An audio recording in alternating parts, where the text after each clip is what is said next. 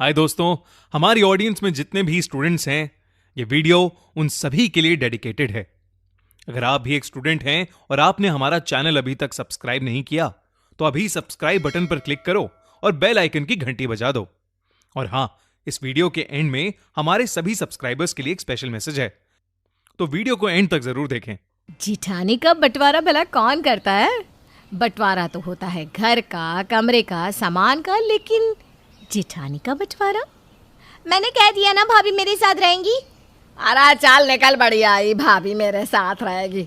मेरे बड़े बेटे की बीवी है, यानी कि मेरी बहू। तो बहू तो सास के साथ ही रहती है। गया जमाना सासू माँ, अब तो बेटा बहू सास के साथ रहना ही नहीं चाहते। किसने कह दिया कि बहू सास के साथ ही रहेगी? आप सोच रहे होंगे कि ये क्या, किस बात की लड़ाई चल रही है? तो चलिए देखते हैं। आप लोग आपस में मत लड़िए। मैं 1 महीना आपके साथ और 1 महीना रीमा के पास रहूंगी। आप लोग मुझे जो प्यार दे रहे हैं उसके लिए बहुत बहुत शुक्रिया। अरे कैसी बात कर रही है सीमा बहू, तू बेटी है। अरे मेरी बेटी तो मेरे साथ ही रहेगी ना। मेरे गले लग जा। ऐसे कैसे गले लग जा? मैंने भी दीदी को बड़ी बहन से कम नहीं समझा। दीदी आप मेरे साथ रहेंगी मेरे पोर्शन में। सीमा समझ नहीं पाती कि अचानक उसमें ऐसा क्या आ गया जो सास और देवरानी उसके साथ रहने के लिए लड़ रही हैं। रात को वो पति से बात करती है। जी एक बात तो बताइए, ये सासू माँ और रमा मेरे लिए लड़ती क्यों रहती है? तुम्हारे लिए लड़ती है या तुमसे लड़ती है? ठीक से बताओ। सीमा सारी बात पति को बताती है कि कैसे दोनों उसे अपने साथ रहने के लिए लड़ रही हैं। ये तो मुझे भी समझ में नहीं आ रहा कि अचानक क्या हो गया। माँ तो तुमको बिल्कुल पसंद नहीं करती थी, और रहा सवाल रमा का, तो वो तो सबके सामने ही कहती है कि तुम 1 नंबर की गंवार हो।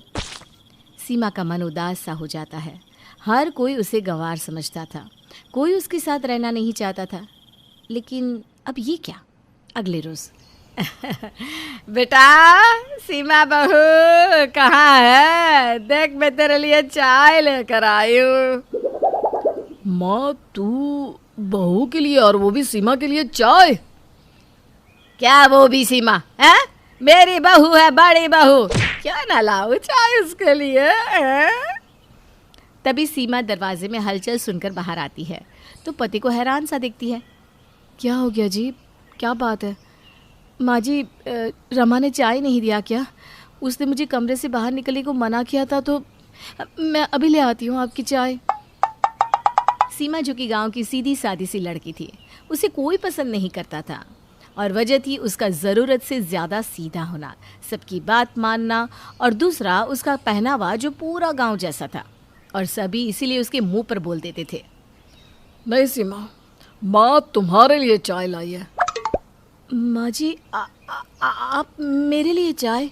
हाँ हाँ तो क्या है? माँ जी चाय नहीं ला सकती क्या? मेरी बेटी है, बेटी ले पी ला चाय।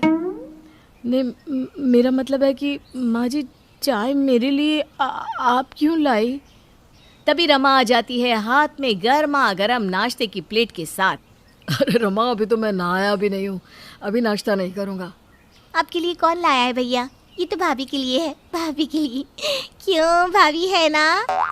सीमा फिर से हैरान सी रह जाती है कि भाई ये हो क्या रहा है। उससे अब रहा नहीं जाता। जो सास उसे नौकरानी से भी बदतर समझती थी, वो क्यों उसके साथ रहना चाहती है? और देवरानी जो सीमा को अपने साथ भी खड़ा करने में शर्म महसूस करती थी, उसके लिए गर्मा गर्म नाश्ता लेकर आ रही है। सीमा, जो मन में चल रहा है ना, पूछ ही लो इन लोगों से, क्योंकि मैं जानता हूँ कि ये व्यवहार देकर तुम्हें क्या, मुझे भी चक्कर आ जाएंगे। सीमा डरते डरते पूछ ही लेती है। रमा क्या बात है? सच्ची सच्ची बता दो ना, क्या हुआ है जो आप लोग मेरे साथ ऐसा व्यवहार कर रहे हो? मैं क्या मरने वाली हूँ? हाय रे, कैसी बात कर रही है बहू। मरे तेरे दुश्मन, तुझे तो भगवान कांटा भी ना चुभने दे। हाँ भाभी, कैसे बात कर रही हैं आप? कैसे बोल रही हैं कि आप मरने वाली है? क्यों मरेंगी आप? हाँ बोलिए, क्यों मरेंगी? ना ना ना, लीजिए ये ना नाश्ता कीजिए। नहीं, मैंने कभी सासू माँ से पहले नाश्ता नहीं किया, पहले माँ जी खा ले। जीती रहे बहू, वैसे भी ना मुझे बहुत भूख लग रही थी। ला प्लेट इधर ला। सास जैसे ही सीमा के हाथ से प्लेट ले रही थी कि रमा हाथ लगा देती है और छीन लेती है। नहीं नहीं नहीं, ये शुद्ध देसी घी से बना है। भाभी खास आपके लिए, मैं माँ जी के लिए बना देती हूँ, लेकिन ये वाला तो आप ही खाएंगी। अरे क्या रमा, मुझे क्या देसी घी की आदत नहीं है जो मुझे दूसरा बना कर देगी? पता है कितने का आ रहा है घी, और जो खाना भाभी खाएंगी वो आप कैसे खा सकती हो? रमा क्या बोल रही हो? देखा देखा सासू माँ, कैसे आपके कारण भाभी परेशान हो रही है। चलिए चलिए यहाँ से निकलिए अभी। अरे मेरे कारण नहीं, तेरे कारण परेशान हो रही है। चल निकल यहाँ से। ये प्लेट बेटा तू पकड़, सीमा बहू को कुछ चाहिए होगा तो मांग लेगी। हाँ चल तू भी रमा यहाँ से। रमा और सास वहाँ से चले जाते हैं। पति के हाथ में शुद्ध देशी घी से बना नाश्ता जो पूरा कमरा महका रहा था। कहाँ तो सासू माँ कहती थी कि बासी खाया करो, और आज देखो। लेकिन माजरा क्या हो सकता है सीमा? सीमा जो सीधी सी थी, ना छल ना कपट, वो भोले भाव से कहती है, हो सकता है रमा और माँ जी को मुझ पर दया आ रही हो कि मैं भी इंसान हूँ, यही लग रहा है। तुम भी ना पागल ही रहना जिंदगी पर। कोई ना कोई तो बात है, मैं पता करता हूँ। पति ठान लेता है कि वो पता करेगा कि आखिर उसकी बीवी के लिए अचानक सबका व्यवहार इतना कैसे बदल गया। तो अगले रोज, माँ मैं ऑफिस जा रहा हूँ, सीमा के पेट में दर्द हो रहा है तो उसे गर्म पानी देना था। रमा भागकर किचन में जाती है और गर्म पानी लेकर आ जाती है। हाँ लेकिन उसके साथ अजवाइन। सास अजवाइन लेकर आ जाती है। बेटा काला नमक भी ले आओ, वो क्या है ना गैस बनी होगी। माँ जैसे ही किचन में जाने को पलटती है, बेटा माँ का हाथ पकड़ लेता है। माँ बता क्या बात है, तू और रमा क्यों सीमा के साथ इतना अच्छा व्यवहार कर रहे हो? हाय रे, तो क्या हम मारते थे भाभी को? नहीं मारते तो नहीं थे, लेकिन ऐसा प्यार भी तो नहीं था ना। वो क्या ना भैया, ये आपके दिमाग की सोच है, लेकिन मैं तो कम से कम माँ जी की तरह नहीं हूँ जो पैसे की लालच में।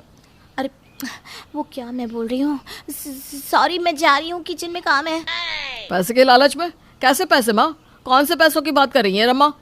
कौन से पैसे हैं? जो पैसे की बात वो कर रही है ना, मैं क्या जानूं।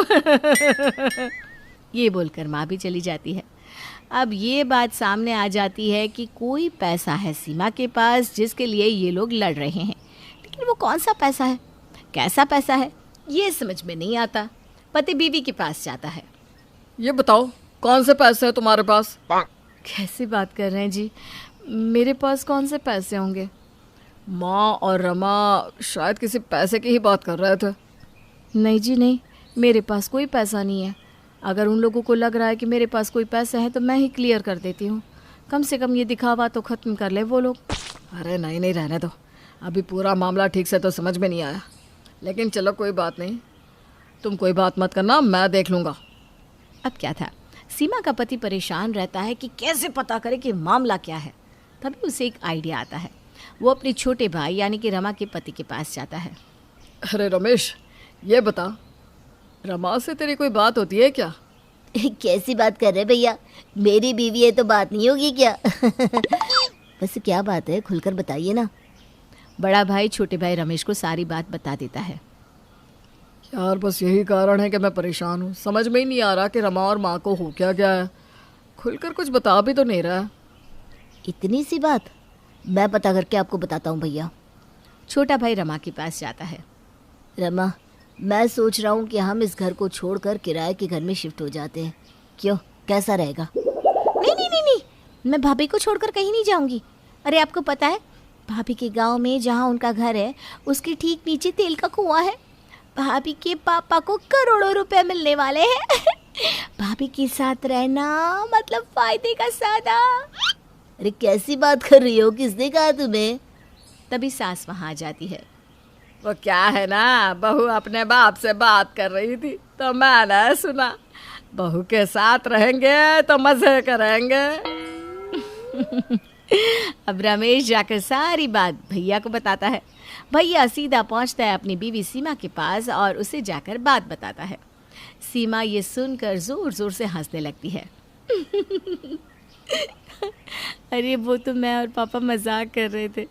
मैं पापा से पैसे मांग रही थी तो पापा ने कहा कि हाँ हाँ घर के नीचे तेल का कुआं निकलने वाला है तो सरकार हमें पैसा देगी।